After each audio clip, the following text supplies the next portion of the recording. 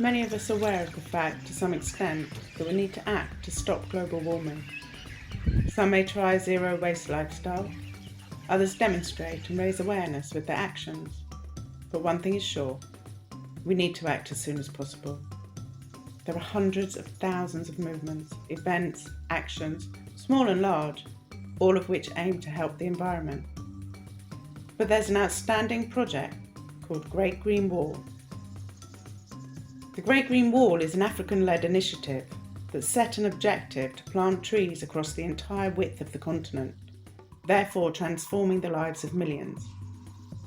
The original purpose of this project was to fight against desertification in the Sahel region and to hold back the expansion of the Sahara.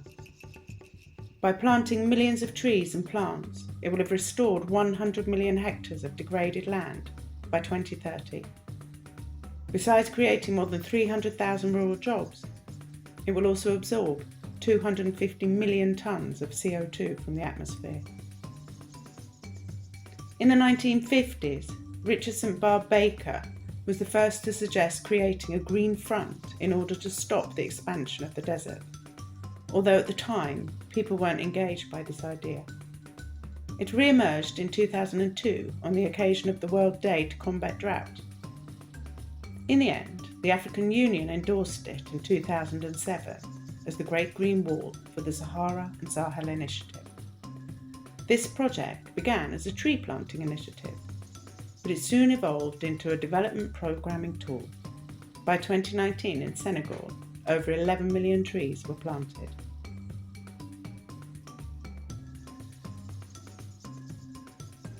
Although many countries, organisations and unions have joined this movement so far, the project is worryingly behind schedule. In 2020, the Great Green Wall was only 4% into its planned 2030 completion date. Insufficient funds, lack of oversight and improperly allocated technical support are just some of the obstacles it has had to face. But probably one of the biggest issues is that many trees have been planted in areas with few or no inhabitants at all, so there was no one to take care of them.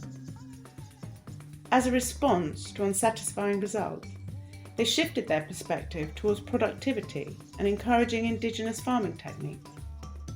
One of them is to dig shallow pits in the ground during pre-season to capture as much rainwater as possible.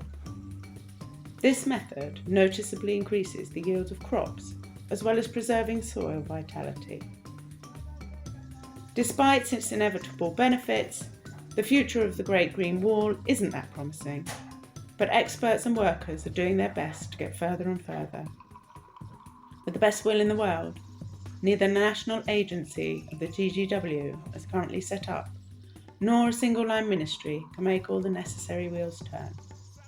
Government should elevate the issue and provide oversight at a presidential level, says the Owl.